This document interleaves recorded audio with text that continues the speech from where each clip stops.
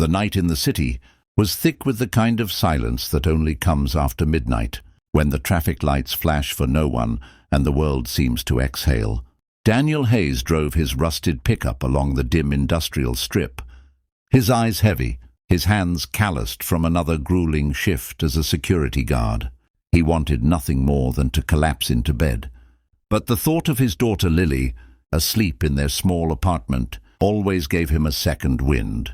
She was the reason he endured the endless grind, the bills, the loneliness, the ache of missing the brotherhood he'd lost in the army. Tonight, though fate had other plans, as Daniel turned onto a narrow street, a black van sped past him, swerving wildly as if the driver was drunk.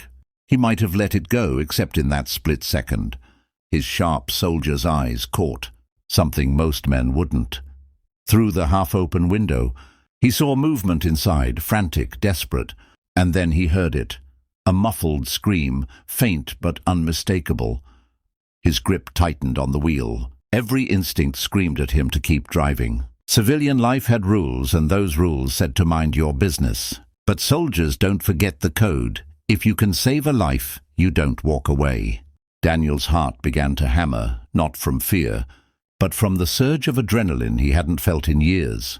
He yanked the wheel, following the van, headlights bouncing off warehouses and broken fences as the chase began. His daughter's face flashed in his mind. What if it were Lily in that van? That was enough. He floored the gas. The van skidded to a stop near a deserted loading dock. 3 men spilled out, masked and armed, dragging a woman in her 30s, who thrashed against the duct tape binding her wrists. She was tall, elegant even in terror, with sharp features that spoke of authority. Daniel parked a block away, heart pounding as he scanned the scene. Outnumbered, unarmed, exhausted, but none of that mattered. Training took over. His boots barely made a sound as he slipped into the shadows, counting their steps, noting their weapons, a knife on one, a pistol on another. The third carried nothing but brute strength, a hulking frame that handled the woman like luggage. Daniel picked up a loose pipe from the ground. One breath, too. He struck first, silent, lethal, a crack against the back of a skull. The first man crumpled. The second whirled with the pistol. But Daniel was already moving, grabbing his wrist, twisting until bones snapped like dry wood. The gun clattered to the ground.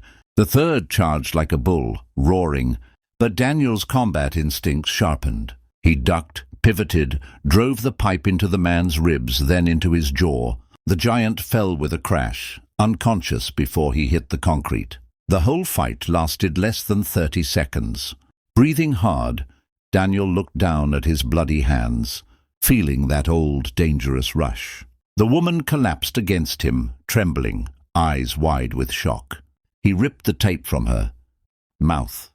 "You're safe now," he said, his voice low, steady, the voice of a soldier calming a civilian in the field. She gasped for air, clutching his arm as though it were the only thing keeping her alive. Who are you?" she whispered. "Doesn't matter," he muttered, scanning for more threats. But then she spoke again, her voice ragged yet filled with authority. "My name is Evelyn Carter, CEO of Carter Industries, and you just saved me from a fate worse than death." Daniel froze. Carter Industries, he'd heard the name. A company worth billions, a woman worth more than any ransom. He realized instantly this wasn't random. Whoever wanted her had money, power, and reach.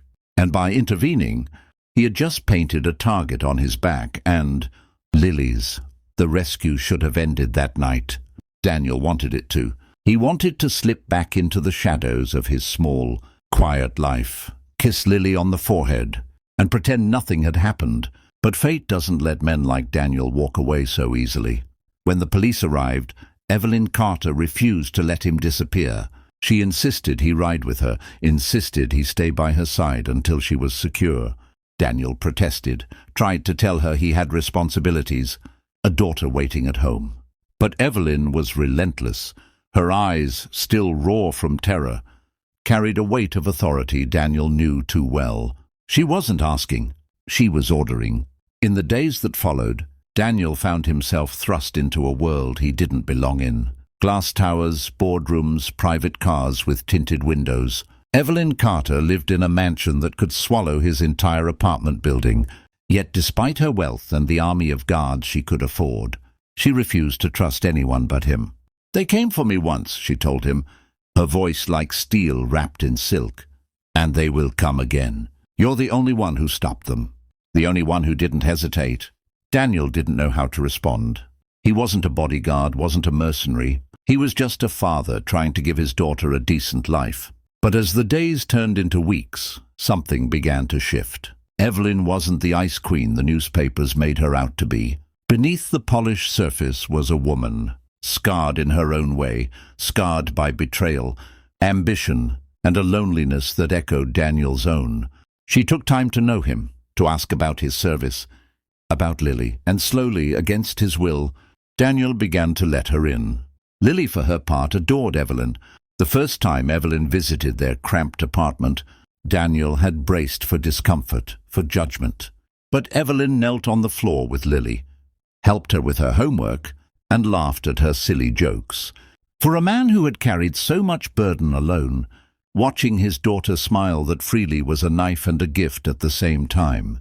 He saw something in Evelyn's eyes too, something soft, something she hadn't shown the world in a long time. But peace never lasts. One evening, just as Daniel began to believe in the possibility of a new life, the danger returned. This time it wasn't Evelyn they targeted. It was Lily. The call came while he was at Evelyn's mansion, watching the perimeter. His phone buzzed with a video, Lily's terrified face, a masked man holding her. Daniel's blood went cold. His past, his choices, his refusal to walk away from Evelyn, it had all led to this. The kidnappers had found his weakness, and they intended to break him with it. For the first time in years, fear nearly crippled him. But then Evelyn stepped forward. She didn't flinch, didn't hesitate. "We'll get her back," she said firmly, gripping his hand. "You saved me. Now let me stand with you." It was in that moment Daniel realized he wasn't alone anymore. He had someone who believed in him, someone willing to risk everything to protect what mattered most. The final confrontation was brutal, raw, and desperate. Daniel faced men more ruthless than before, men who underestimated the fury of a father with nothing left to lose. Every move, every strike, was fueled by love for Lily.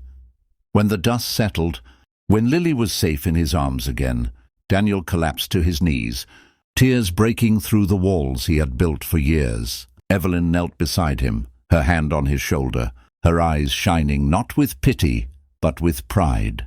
In the aftermath, life didn't return to what it was before, because it couldn't. Evelyn made sure of it. She offered Daniel a permanent place by her side, not as a bodyguard, but as a partner in every sense of the word. Together they began to build something new, something stronger than either of them had known alone. Daniel gave Evelyn safety and trust. Evelyn gave Daniel hope and a future for Lily.